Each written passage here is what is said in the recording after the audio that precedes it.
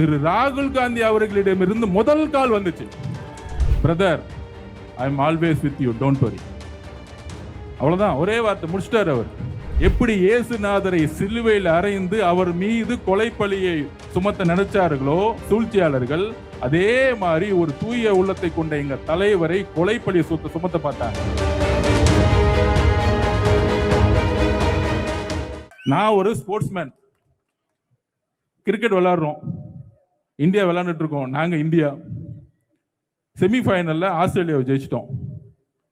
அதுதான் அதிமுக. ஃபைனல்ஸ் அடுத்தது பாகிஸ்தான், அடிச்சு வெளுக்கணும். அவ்வளவுதான். செமிஃபைனல்ல தோத்தவங்களை பத்தி நாங்க எதுக்கு பேசணும்? இந்த அரசியல் எங்களுக்கு தெரியும், யாரை எதிர்த்து பேசணும், யாரை எதிர்த்து பேசக்கூடாது, எதுக்காக வந்து எங்க டைம் ஸ்பெண்ட் பண்ணணும், எதுக்காக பிரச்சாரத்தை உருவாக்கணும், யாருக்கு மக்களுடைய ஆதரவு இருக்கு, யாருக்கு மக்கள் எதிர்கட்சியா பாக்குறாங்க, யாரு ஆளுங்கட்சியா ஆக்க போறாங்கிறது மக்களுக்கு எல்லாம் தெளிவா தெரியும்.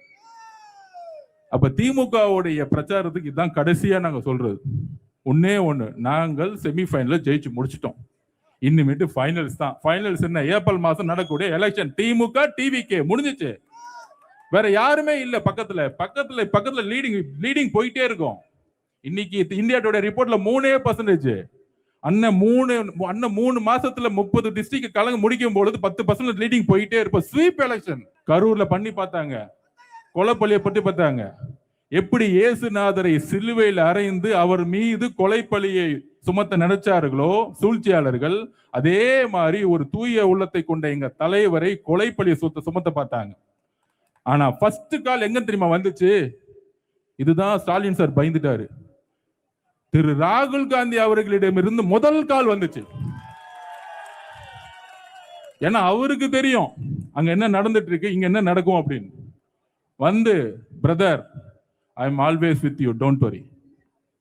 அவ்வளவுதான், ஒரே வார்த்தை முடிச்சிட்டார் அவர். அப்ப டெல்லி முதற்கொண்டு எல்லா தலைவர்களும் பேசினாங்க. எதற்காக? எங்க தலைவர் தான் தமிழ்நாட்டின் எதிர்காலம் என்பதை பிஜேபி முதற்கொண்டு உணர்ந்து விட்டது. அந்த வலிமை எங்க தலைவர்கிட்ட இருக்கு.